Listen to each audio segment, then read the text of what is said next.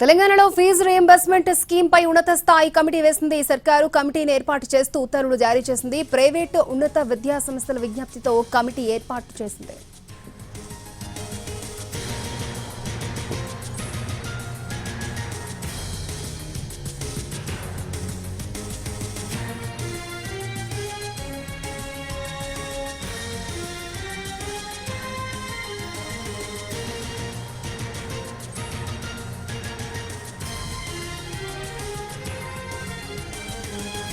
తెలంగాణలో fee reimbursement scheme పై ఉన్నత స్థాయి కమిటీ వేసింది. సర్కార్ కమిటీని ఏర్పాటు చేస్తూ ఉత్తర్వులు జారీ చేసింది. ప్రైవేటు ఉన్నత విద్యా సంస్థల విజ్ఞప్తితో ఈ కమిటీని ఏర్పాటు చేశారు. పూర్తి డీటెయిల్స్ మా ప్రతినిధి మహేష్ మనకు అందిస్తారు.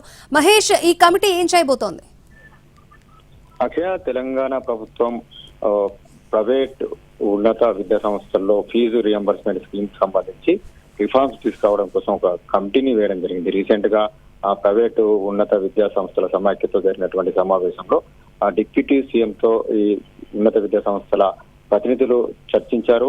అయితే ఫీజు రీయింబర్స్మెంట్ ని స్ట్రీమ్ లైన్ చేయాలి, ఒక ట్రస్ట్ బ్యాంక్ ని ఏర్పాటు చేయాలి, దాని ద్వారానే ఫీజు రీయింబర్స్మెంట్ ని చెల్లించే విధంగా ఏర్పాట్లు చేయాలని చెప్పేసి అడగడం జరిగింది. ఈ నేపథ్యంలోనే ప్రభుత్వ అధికారులతో పాటు ఈ సమాఖ్య సంబంధించినటువంటి ప్రతినిధులు, అదేవిధంగా కంచా ఐలయ్య, కోదండరాంలతో ఒక కమిటీని ఏర్పాటు చేసింది. కమిటీ 3 నెలల్లో రిపోర్టు ఇవ్వాల్సి ఉంటుంది. ఏదైతే ప్రధానంగా ఈ కమిటీ 3 అంశాలపైన దృష్టి పెట్టాల్సి ఉంటుంది. వీటిపైన అధ్యయనం చేసి ప్రభుత్వానికి రిపోర్టు ఇవ్వాల్సి ఉంటుంది. ఒకటి, ట్రస్ట్ బ్యాంక్ ద్వారా ఆ ఫీజు రీయింబర్స్మెంట్ పథకాన్ని అమలు చేయడం ఏ విధంగా ఉంటుందని దానిపైన అధ్యయనం చేసి రిపోర్ట్ ఇవ్వాలి. అదేవిధంగా ఫీజు రీయింబర్స్మెంట్ ని పాలసీని ఏతుబద్ధీకరణ చేయడము, నిర్మాణాత్మకంగా, పారదర్శకంగా, సుస్థిరమైనటువంటి ఫ్రేమ్ వర్క్ ను రూపొందించడానికి ప్రభుత్వానికి ఎలాంటి సూచనలు, ఇన్పుట్స్ ఇవ్వాలి, దీనిపైన కూడా ఈ కమిటీ దృష్టి పెట్టింది. అదేవిధంగా ఉన్నత విద్యా వ్యవస్థను మెరుగుపరచడానికి మరియు పటిష్టం చేయడానికి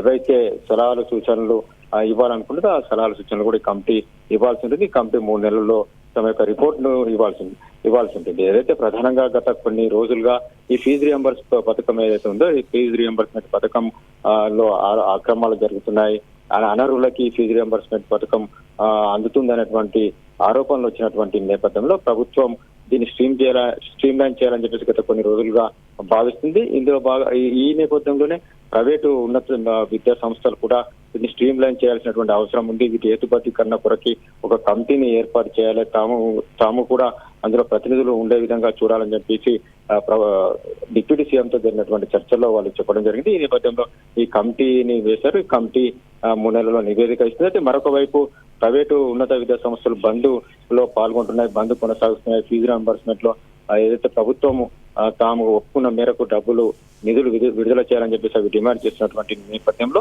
ఈ రోజు ప్రభుత్వం ఈ జీవోను జారీ చేయడం జరిగింది. మరి ప్రైవేటు ఉన్నత విద్యా సంస్థలు ఈ విషయంపైన ఏ విధంగా స్పందిస్తాయో చూడాల్సింది. అక్షయ. ఓకే మహేష్.